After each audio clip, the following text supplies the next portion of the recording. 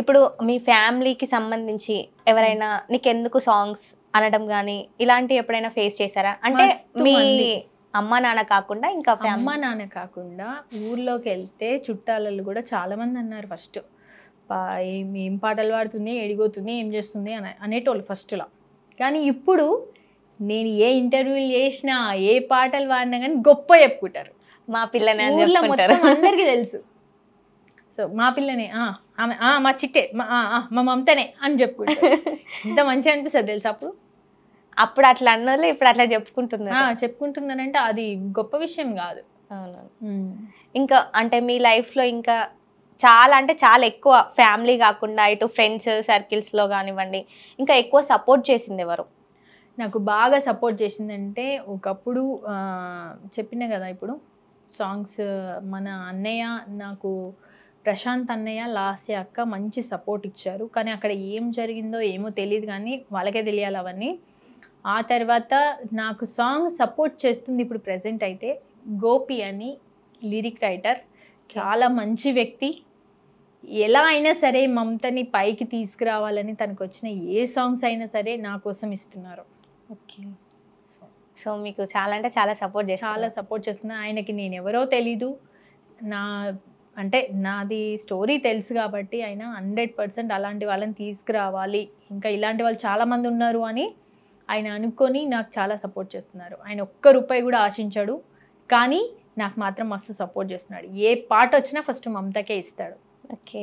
ఆ తర్వాత శ్రీకాంత్ సార్ అని మన సిరిసిల్లలో ఉంటారు.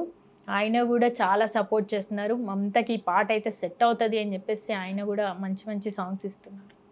ఓకే. ఇప్పుడు మీకు సపోర్ట్ చేస్తున్నారు. మరి వాళ్ళ కోసం మీరు ఏం చేద్దాం అనుకుంటున్నారు? వాళ్ళకు ఒక మంచి హిట్ సాంగ్ ఇద్దాం అనుకుంటున్నాం. ఓకే. నిజంగా చెప్తున్నా, ఇప్పుడు ఇక్కడ కూర్చొని నెక్స్ట్ నా సాంగ్స్ పక్క 2 సాంగ్స్ హిట్ అవుతాయి. Okay. Damn sure. Okay. Okay అక్క, ఇప్పుడు మీరు అన్నారు కదా కొంతమంది ఇస్తారు, కొంతమంది ఇవ్వరు. అండ్ వీళ్ళైతే చూస్ చేసుకొని మమతకి ఈ సాంగ్ బాగుంటుంది అని. చాలా మంది అరే మమత ఎందుకు అనుకున్న సిచ్యువేషన్స్ ఉన్నాయా? మీ దగ్గర వరకు వచ్చి నిన్ను ఇలా అన్నారు అనేమైనా మీకు చెప్పడం జరిగిందా? 100% అన్నారు. ఒక సాంగ్ అయితే యాక్చువల్లీ ఆ పాట నేనే పాడాలి. ఓకే. ఆ పాట నేను పాడాలి, కానీ విశ్వ ప్రయత్నాలు చేసి ఆ పాట నాకు లేకుండా చేసిరాళ్ళు. ఏం సాంగ్ అది? హిట్ కాలేదు. ఆ సాంగ్ చెప్పచ్చా మరి మాకు?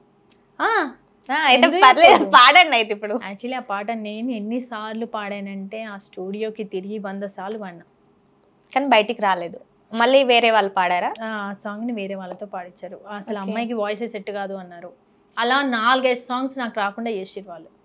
సో వాళ్ళు కూడా ఫ్యూచర్లో పెద్ద దెబ్బ తింటారు 100%. ఇప్పుడు సంపాదించుకొని హ్యాపీగా ఉన్నంత మాత్రాన పెద్ద గొప్ప కాదు. అవునవును. నెక్స్ట్ ఏదైతే ఉందో అనుభవించాల్సిందే, అది అంతే. ఇప్పుడు నాకు లేకుండా చేశారు. ఒకప్పుడు నేను ఎలా ఉండేదాన్ని, ఇప్పుడు ఎలా ఉన్నానని ప్రతి ఒక్కరికి తెలుసు.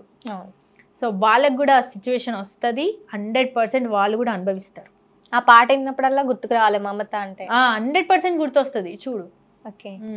ఇప్పుడు ఆ సాంగ్ మరి చెప్పండి మా కోసం ఒక 2 లైన్స్. ఎర్ర చీర తెస్తావా, ఎర్ర రైక తెస్తావా, 7 మేడలింటిలోన నన్ను పెడతావా, ఓడలాంటి గారులో షికారు తీసుకెళ్తావా, రాణిలాగా నువ్వు నన్ను చూస్తావా బావా. ఈ పాట నేను పాడాలి. ఓకే.